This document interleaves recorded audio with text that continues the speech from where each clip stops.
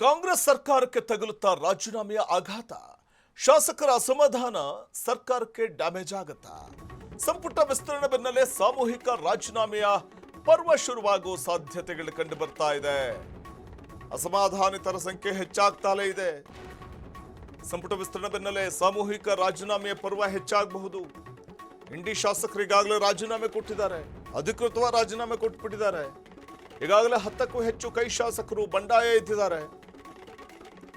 ರಾಜೀನಾಮೆ ನೀಡಿ ಪಕ್ಷ ತೊರೆಯುವ ಗಂಭೀರ ನಿರ್ಧಾರವನ್ನು ಕೂಡ ಮಾಡಿದ್ದಾರೆ. ನಮ್ಮ ಬೆಂಬಲಿಗರ ಜೊತೆ ಚರ್ಚೆ ಮಾಡಿ ನಂತರ ನಿರ್ಧಾರ ತೆಗೆದುಕೊಳ್ತೀವಿ ಅಂತಿದ್ದಾರೆ. ಕಾಂಗ್ರೆಸ್ ಸರ್ಕಾರಕ್ಕೆ ತಗುಲುತ್ತಾ ರಾಜೀನಾಮೆಯ ಶಾಕ್. ಶಾಸಕರ ಅಸಮಾಧಾನವನ್ನ ಶಮನ ಮಾಡುವಂಥ ಒಂದು ನಿಟ್ಟಿನಲ್ಲಿ ಹೇಗೆ ಮುಂದಾಗ್ತಾರೆ? ಎಚ್.ಕೆ. ಪಾಟೀಲ್ ಅನುಭವಿ, ಅತ್ಯಂತ ಅನುಭವಿ ಮತ್ತು ಹಿರಿಯ ರಾಜಕಾರಣಿ, ಸಚಿವರಾಗಿಯೂ ಕೂಡ ತಮ್ಮ ಕರ್ತವ್ಯವನ್ನು ಸಮರ್ಥವಾಗಿ ನಿಭಾಯಿಸಿಕೊಂಡು ಬಂದಂಥವರು ಎಚ್.ಕೆ. ಪಾಟೀಲ್. ಅವ್ರಿಗೆ ಅವಕಾಶ ಮಿಸ್ ಆಗಿದೆ. ಬೇಳೂರು ಗೋಪಾಲಕೃಷ್ಣಗೆ ಅವಕಾಶ ಮಿಸ್ ಆಗಿದೆ. ತನ್ವೀರ್ ಸೇಠ್ ಅವಕಾಶ ಮಿಸ್ ಆಗಿದೆ. ಎಂ ಕೃಷ್ಣಪ್ಪ ಅವಕಾಶ ಮಿಸ್ ಆಗಿದೆ ಅಂತ ಅಸಮಾಧಾನವನ್ನು ಹೊರ ಹಾಕಿದ್ದಾರೆ. ಮತ್ತೆ ಪ್ರಮುಖವಾಗಿ ರಾಯಚೂರು ಜಿಲ್ಲೆಗೆ ಸಚಿವ ಸ್ಥಾನವನ್ನು ನೀಡಿಲ್ಲ, ಕಲ್ಯಾಣ ಕರ್ನಾಟಕ ಭಾಗಕ್ಕೆ ಮೋಸ ಆಗಿದೆ ಅನ್ನುವಂಥ ಕೂಗಿದೆ. ಬೇಳೂರು ಗೋಪಾಲಕೃಷ್ಣ, ಸಂಗಮೇಶ್ ರಿಸೈನ್ ಕೊಡೋ ಸಾಧ್ಯತೆ ಇದೆ. ಈಗಾಗಲೇ ಇಂಡಿ ಶಾಸಕ ಯಶವಂತರಾಯಗೌಡ ರಾಜೀನಾಮೆಯನ್ನು ನೀಡಿದ್ದಾರೆ. ಶಾಸಕರಾದ ಅಪ್ಪಾಜಿ ನಾಡಗೌಡ, ಶಿವಾನಂದ ಪಾಟೀಲ್, ಎಚ್.ಕೆ. ಪಾಟೀಲ್ ಕೂಡ ಬೇಸರವನ್ನು ಹೊರಹಾಕಿದ್ದಾರೆ.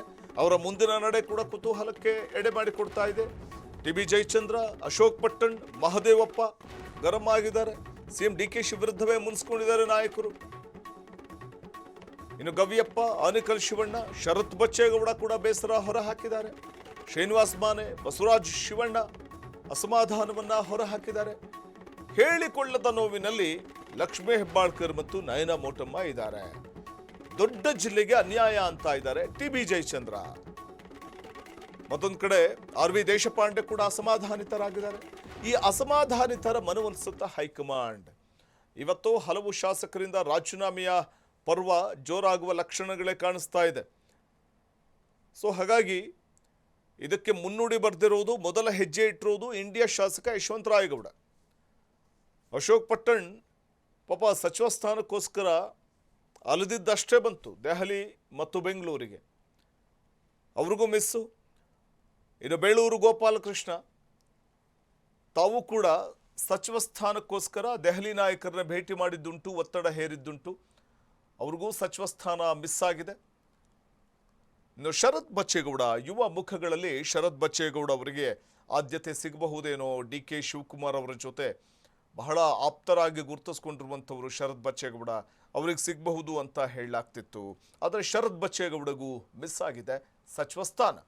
ಅಸಮಾಧಾನಿತರನ್ನ ಮನವೊಲಿಸೋದಿದೆಯಲ್ಲ, ಅದೊಂದು ರೀತಿ ಬಿಸಿ ತುಪ್ಪವನ್ನು ಬಾಯಲ್ಲಿ ಇಟ್ಕೊಂಡಂಗೆ, ಮುಗಿಯೋ ಹಾಗೂ ಇಲ್ಲ, ನುಂಗೋ ಹಾಗೂ ಇಲ್ಲ ಅನ್ನುವಂಥ ಒಂದು ಪರಿಸ್ಥಿತಿ ಹೈಕಮಾಂಡ್ಗೆ ಮತ್ತು ಡಿ.ಕೆ.ಗೆ. ಹಾಗಾಗಿ ಇದನ್ನು ಹೇಗೆ ನಿಭಾಯಿಸ್ತಾರೆ?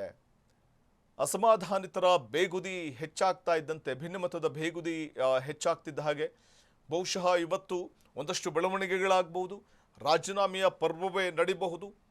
ಇದಕ್ಕೆ ಮುನ್ನುಡಿ ಬರೆದಿರುವಂಥದ್ದು, ಮೊದಲ ಹೆಜ್ಜೆ ಇಟ್ಟಿರುವುದು ಯಶವಂತರಾಯಗೌಡ, ಇಂಡಿ ಶಾಸಕರು. ಹಾಗಾಗಿ ಅಸಮಾಧಾನಿತರ ನಡೆ ಏನು ಅನ್ನೋದೇ ತೀವ್ರ ಕುತೂಹಲ ಮೂಡಿಸ್ತಿದೆ.